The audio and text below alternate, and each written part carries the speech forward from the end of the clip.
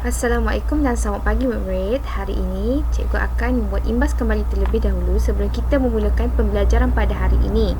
Okey, pada kelas minggu lepas kita telah belajar iaitu mengenai fasa pengikutan, di mana dalam fasa pengikutan merupakan fasa yang ketiga dalam pembangunan atur cara. Okey. Dalam fasa pengikutan terdapat 3 teknik iaitu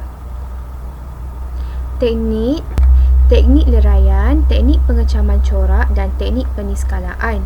Okey, baik murid-murid, diharapkan kamu semua sudah faham apa yang telah kita pelajari dalam fasa pengikutan. Jadi pada hari ini cikgu akan teruskan kepada pembelajaran seterusnya iaitu fasa yang keempat, iaitu fasa pengujian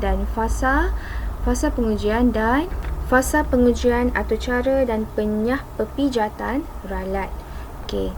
Tanpa melengahkan masa, kita akan teruskan pembelajaran kita pada hari ini. Diharap kamu semua sudah bersedia ya. Okey, ini merupakan tajuk pada hari ini. Okey. Sebelum meneruskan pembelajaran, cikgu nak kamu semua baca terlebih dahulu mengenai objektif pembelajaran, di mana diharapkan kamu semua di akhir pembelajaran nanti kamu dapat menggunakan konsep pemikiran komputasional dalam fasa pembangunan atur cara aritmetik iaitu pengujian dan penyah-pepijatan. Okey, jadi semestinya kamu semua tertanya-tanya apakah itu pengujian dan penyah-pepijatan ralat. Okey, jadi cikgu akan terangkan kamu semua satu demi persatu. Okey. Okey, baik murid-murid, dalam fasa pengujian dan penyah-pepijatan ralat ini, pengatur cara akan yang pertama adalah menguji atur cara yang ditulis untuk mengesan dan membetulkan sebarang ralat yang terdapat dalam atur cara. Yang kedua adalah kenal pasti terlebih dahulu ralat yang ada. Okey, di sini terdapat 3 jenis ralat, iaitu yang pertama adalah ralat sintaks atau nama Inggerisnya adalah syntax error, di mana ralat ini disebabkan oleh penggunaan sintaks sesuatu bahan pengatur caraan yang tidak betul dalam penulisan satu atur cara. Okey, ralat yang kedua adalah ralat masa larian iaitu runtime error. Ralat ini disebabkan oleh kemasukan data yang tidak menepati kehendak arahan. Okey, ini akan menyebabkan pelaksanaan atur cara terhenti secara tiba-tiba dengan mengeluarkan paparan mesej ralat yang tertentu. Nanti cikgu akan tunjukkan kamu bagaimanakah ralat ini terjadi ya. Okey, yang ketiga adalah ralat logik yang dipanggil sebagai logical error yang disebabkan oleh kesilapan logik pengatur cara sehingga menyebabkan atur cara menghasilkan output yang salah.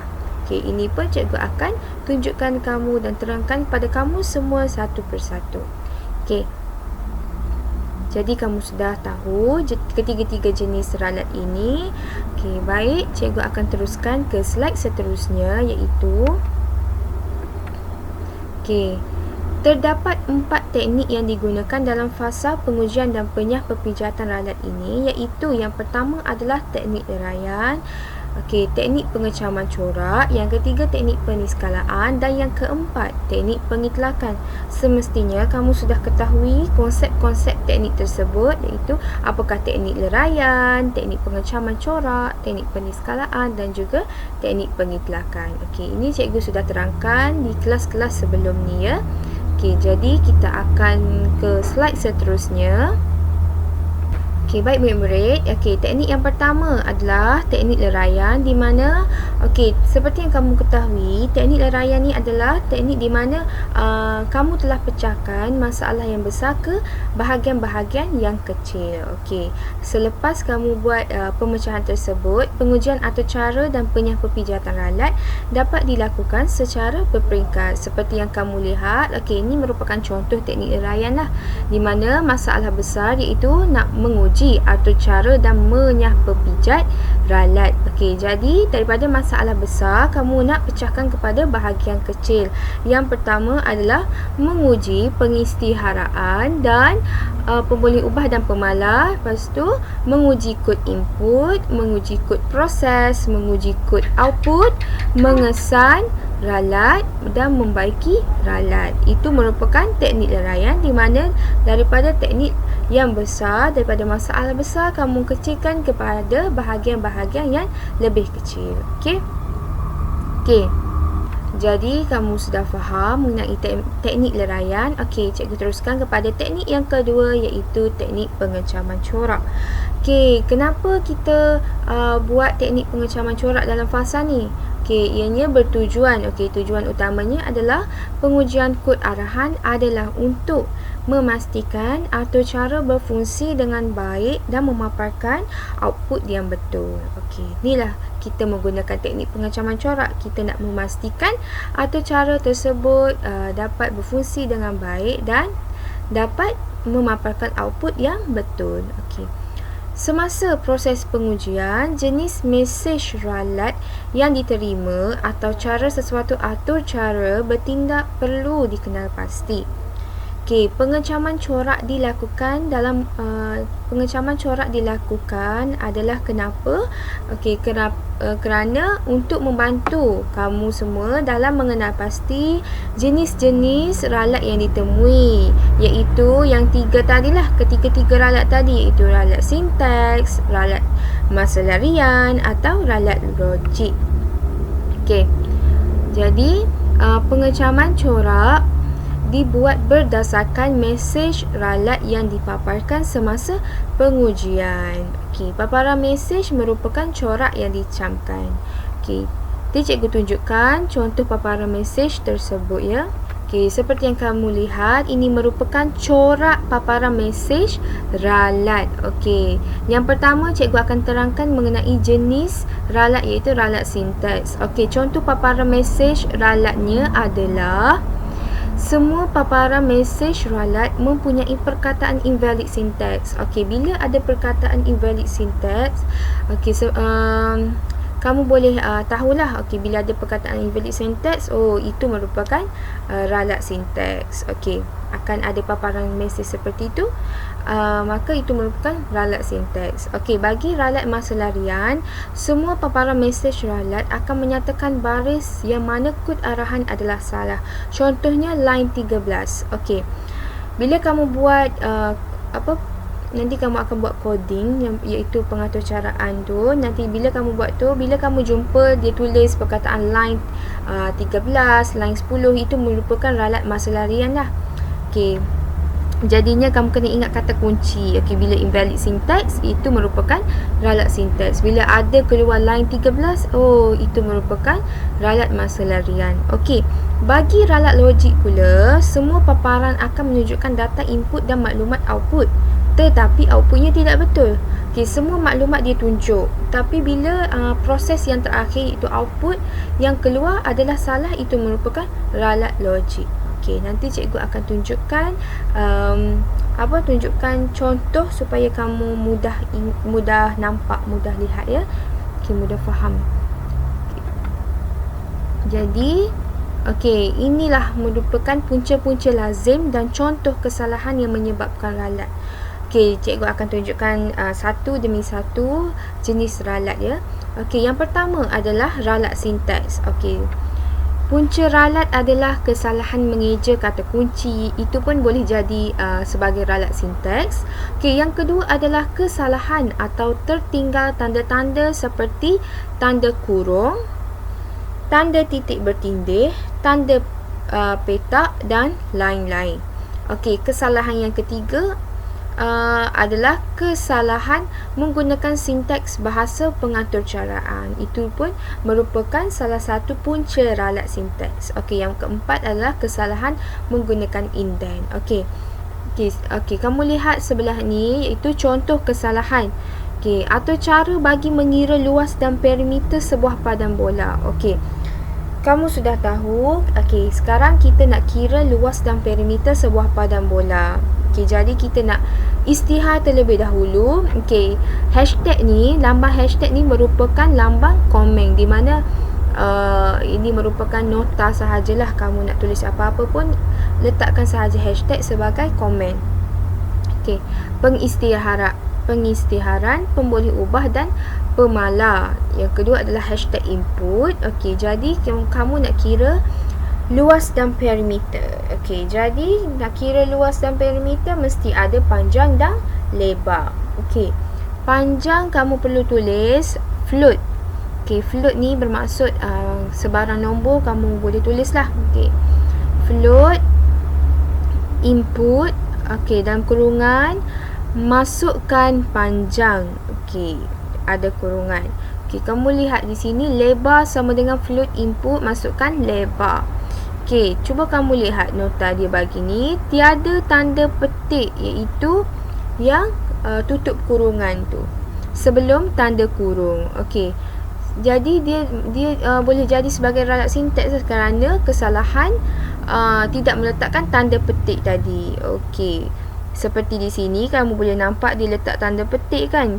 Okey, dekat sini dia tak letak. Okey, jadi ini merupakan ralat sintaks di mana kamu telah membuat kesalahan dalam tanda petik tersebut lah. Okey, jadi kita ke ralat seterusnya, iaitu ralat masa larian. Okey, ini merupakan kesalahannya punca, iaitu yang pertama adalah kesalahan memberikan atau tidak memberikan jenis data kepada pemboleh ubah. Okey, yang kedua adalah kesalahan menggunakan pemboleh ubah atau pemalar yang tidak wujud. Yang ketiga adalah kesalahan melakukan pembahagian sifar. Okey, yang keempat adalah kesalahan menggunakan operator matematik dan operator logik pada pemboleh ubah yang berjenis data string. Okey, jadi kamu lihat dulu contoh di sebelah ni. Okey, ini merupakan penulisan komen di mana atau cara bagi mengira luas dan perimeter sebuah padang bola. Okey, lepas tu pengisytiharan, pemboleh ubah dan pemalar, lepas tu input. Okey, di sini kamu nak kira luas dan perimeter mesti ada panjang dan lebar. Okey, ini merupakan cara penulisan tadilah. Float input, masukkan panjang, mesti ada tanda petik ni. Okey, lepas tu hashtag proses. Okey, sekarang kita nak buat proses pengiraan tadi. Okey, kalau panjang, okey, luas sama dengan panjang darab tinggi. Perimeter panjang darab lebar darab 2. Okey, jadi kesalahan di sini adalah kesalahan menggunakan pemboleh ubah tinggi. Okey, betul ke luas panjang darab lebar? Panjang darab tinggi? Salah. Okey, kita tak menggunakan tinggi dalam kira luas. Kita guna panjang darab lebar. Okey, jadi di sini merupakan kesalahan dalam menggunakan pemboleh ubah. Okey, nama ya, pemboleh ubah tinggi. Sepatutnya awak tukar kepada lebar. Panjang darab lebar barulah betul. Okey, jadi ini merupakan ralat masa larian. Okey, cikgu harap kamu sudah faham contoh kesalahan yang terdapat dan puncanya dalam kedua-dua ralat ini, iaitu ralat masa larian dan ralat sintaks. Okey, jadi kita ke ralat yang ketiga, iaitu ralat logik. Okey, ralat yang ketiga adalah ralat logik. Seperti yang kamu lihat, ini merupakan punca-punca di mana menyebabkan ralat tersebut terjadi. Yang pertama adalah kesalahan dalam membuat pengiraan. Yang kedua, kesalahan dalam ungkapan boolean. Dan yang ketiga, kesalahan menggunakan operator. Okey, jadi cikgu nak kamu lihat terlebih dahulu contoh di sebelah ini, di mana ini merupakan penulisan komen, iaitu atau cara bagi mengira luas dan perimeter sebuah padang bola. Yang kedua, pengisytiharan, pemboleh ubah dan pemalar. Yang ketiga adalah input. Okey, jadi kita nak kira luas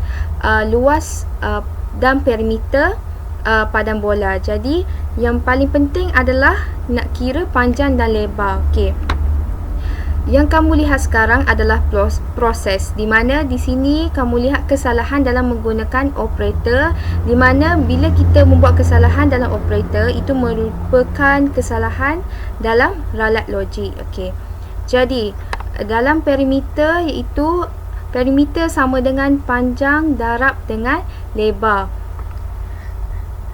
Okey, panjang darab dengan lebar. Okey, jadi di sini kamu tengok ada simbol bintang. Okey, sepatutnya kamu harus tulislah panjang darab. Okey, darab lah, kali tu x tu darab dengan lebar dan darab dengan 2, barulah betul. Okey. Okey, teknik yang ketiga adalah teknik yang ketiga adalah teknik peniskalaan, di mana teknik ini digunakan semasa penyah pepijatan dengan memberikan penekanan kepada aspek penting untuk menyah pepijat ralat, iaitu mengetahui sintaks, bahasa pengaturcaraan, cara untuk mengesan ralat atau kedudukan ralat dan logik sesuatu atau cara. Okey, di sini cikgu telah highlight. Okey, ini merupakan kata kunci yang penting di mana memberi dalam teknik peniskalaan semestinya awak sudah ketahui, di mana konsepnya adalah memberikan penekanan kepada aspek yang penting. Okey, di sini aspek yang penting adalah menyah pepijat ralat, iaitu mengetahui sintaks, bahasa pengaturcaraan, cara untuk mengesan ralat atau kedudukan ralat dan logik sesuatu atau cara. Okey, maksud penyah pepijatan adalah proses dalam mencari dan membaiki ralat yang berlaku. Okey, yang ketiga adalah pelaksanaan kod arahan dilakukan oleh penterjemah Python sebaris demi sebaris bermula dari kod input. Jadi kamu semua tertanya-tanya apakah maksud penterjemah Python sebaris demi sebaris tu. Okey, nanti cikgu akan terangkan di slide seterusnya. Okey, seperti yang kamu lihat, ini merupakan contoh contoh pengaturcaraan. Okey, seperti yang kamu lihat,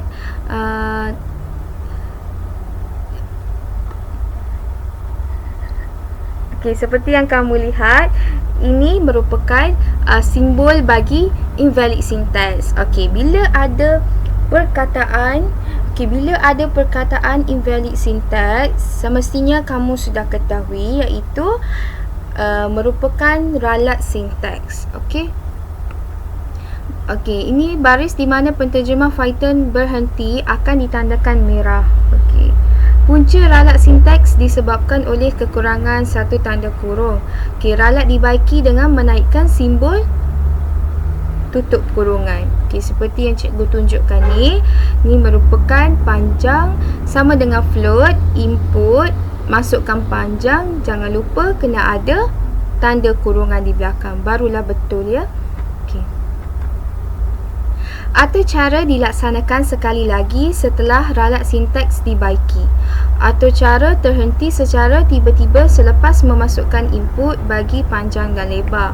Okey, bila kamu dah baiki ralat tersebut, iaitu ralat sintaks, maka atau cara akan dilaksanakan sekali lagi. Okey, maksudnya proses tu akan berulang-berulang. Okey, ini merupakan paparan mesej ralat masa larian. Okey. Dalam paparan mesej ralat masa larian, seperti yang cikgu telah terangkan kepada kamu tadi, bila ada perkataan line 13, line 12, line 10, itu merupakan ralat mesej ralat masa larian. Seperti yang kamu lihat ada line 13 in module. Kamu sudah ketahui itu merupakan ralat masa larian. Jadi mesej ralat menerangkan kesalahan mencantumkan pemboleh ubah jenis float dalam ayat yang berjenis data string. Kod ini cikgu tunjukkan kepada kamu kod arahan yang menyebabkan ralat dan cara membaiki ralat masa larian. Kod arahan yang mengandungi ralat. Print luas padang bola ialah tambah luas. Pring perimeter padang bola ialah tambah perimeter. Okey, di sini dalam string simbol plus digunakan untuk mencantumkan dua string. Jika nilai pun boleh ubah bukan string, ralat akan berlaku. Okey, bermaksud di sini adalah jika pemboleh ubah tu bukan string, kiranya tambah tu digunakan adalah untuk mencantumkan dua string. Jika pemboleh ubah tu bukan string, ralat tu barulah berlaku. Jika tidak, kesalahan ralat tu tak akan berlaku. Bagaimana cara nak membaiki ralat adalah dengan pring luas padang bola ialah luas. Pring perimeter padang bola ialah perimeter. Jadi kamu tidak perlu masukkan tambah kerana kedua-dua pemboleh ubah ini tidak boleh dicantumkan. Jadi simbol koma bertindak sebagai pemisah bagi dua nilai yang perlu dipaparkan, iaitu teks yang berjenis data string dan pemboleh ubah yang berjenis data float. Cikgu harap kamu faham mengenai kod arahan yang menyebabkan ralat dan cara kita nak membaiki ralat masa larian. Kamu boleh rujuk buku teks ya. Kamu boleh rujuk buku teks juga muka surat 10 ya. Jadi kita ke slide seterusnya. Setelah ralat masa larian dibaiki atau cara dilaksanakan sekali lagi seperti yang tadilah. Bila kita baiki ralat tadi atau cara boleh dilaksanakan sekali lagi. Maksudnya dia akan berputarlah, prosesnya akan berulang kali jika kamu membaiki ralat tersebut. Ini merupakan paparan output dengan nilai perimeter yang salah. Di sini contoh, masukkan panjang, nilainya adalah 2. Masukkan lebar, nilainya adalah 3. Luas padang bola ialah 6.0. Ini adalah betul lah kerana untuk mengira luas, formulanya adalah panjang darab lebar. Jadi 2 darab dengan 3 adalah 6. Bagi perimeter padang bola ialah 8.0. Betul ke 8.0? Cuba kira balik. Formula bagi perimeter adalah 2 panjang darab lebar, lepas tu darab dengan 2. Panjang darab lebar adalah 6. Darab dengan 2, 6 darab 2, 12. Jadi jawapan bagi perimeter padang bola adalah 12, bukan 8. Ini merupakan nilai perimeter yang salah lah. Jadi semakan manual terhadap formula pengiraan perimeter. Inilah semakannya adalah maaf ya murid-murid, yang tadi perimeter tu bukan darab ya. Panjang tambah dengan lebar baru didarab dengan 2, iaitu 2 tambah dengan 3 adalah 5 dan darab dengan 2 barulah 10.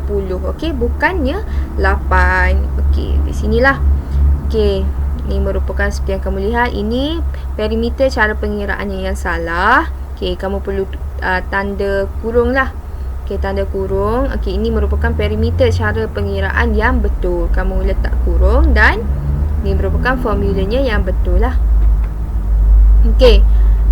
Seperti yang kamu lihat, ini adalah kod arahan setelah semua ralat dibaiki. Kita dah baiki dia punya ralat sintaks di mana tanda petik telah kamu masukkan, dan dalam proses pun juga kamu telah masukkan operator yang betul, iaitu tambah bukannya darab, dan output juga kamu telah betulkan, iaitu ralat logik tadilah. Ralat masa larian tu iaitu hanya letak koma sahaja.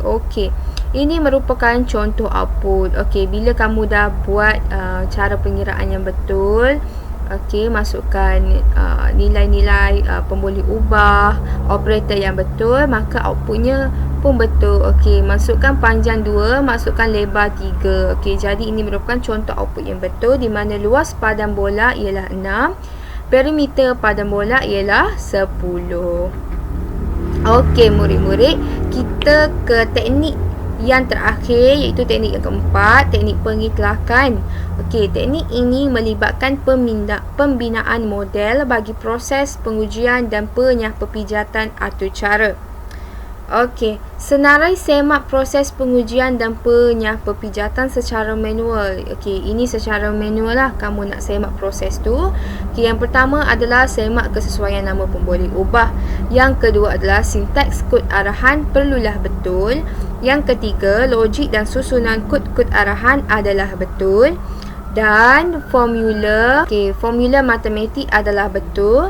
Dan yang terakhir sekali adalah gunakan sampel data bagi menguji atur cara. Okey, ini merupakan senarai semak dalam proses pengujian dan penyah-perpijatan secara manual. Okey, jadi kita ke seterusnya, iaitu senarai semak proses pengujian dan penyah-perpijatan atur cara. Yang pertama adalah melaksanakan atur cara. Yang kedua adalah baca dan fahami terlebih dahulu mesej ralat. Yang ketiga, kena pasti lokasi ralat dan baiki ralat tersebut. Dan yang keempat, ulang langkah A hingga C sehingga tiada mesej ralat. Inilah yang cikgu katakan tadi. Bila kamu memperbaiki ralat tersebut, maka atur cara boleh dilaksanakan sekali lagi. Dan yang terakhir, yang kelima adalah semak output menggunakan beberapa set sampel data. Itu merupakan senarai semak proses pengujian dan penyah-perpijatan atur cara. Okey, jadi kita dah ke slide yang terakhir, iaitu kaitan dengan kehidupan seharian. Okey, jadi cikgu nak beri kaitan dengan topik pembelajaran kita pada hari ini, di mana kita dalam fasa pengujian atur cara dan penyah-perpijatan ralat. Okey, jadi cikgu nak bagi contoh dalam kehidupan seharian, di mana dalam cikgu bagi contoh dalam membuat kek lagi lah. Okey, bila membuat kek, kita perlu mengambil kira aspek yang penting, di mana bila kita nak buat kek coklat contoh, mesti ada coklat. Okey, jika kita kita nak buat kek coklat, kita ambil perisa strawberry, maksudnya itu telah menjadi ralat, di mana kesalahan dalam pembuatan kek. Jadi tak jadilah kek coklat tu, jadi kek strawberry. Kita nak kek coklat. Okey, itu merupakan kesalahan. Okey, kesalahan dalam pembuatan kek lah. Okey, contoh lain kamu boleh fikir dan kamu boleh kaitkan dengan topik pembelajaran kita pada hari ini. Jadi ada soalan ke murid-murid sebelum kita bersurai? Kalau tiada, kita jumpa di kelas seterusnya. Kalau ada soalan, boleh tanya cikgu di WhatsApp ataupun boleh komen di YouTube inilah. Okay, itu saja murid-murid. Wabillahi taufiq wa hidayah. Wassalamualaikum warahmatullahi wabarakatuh.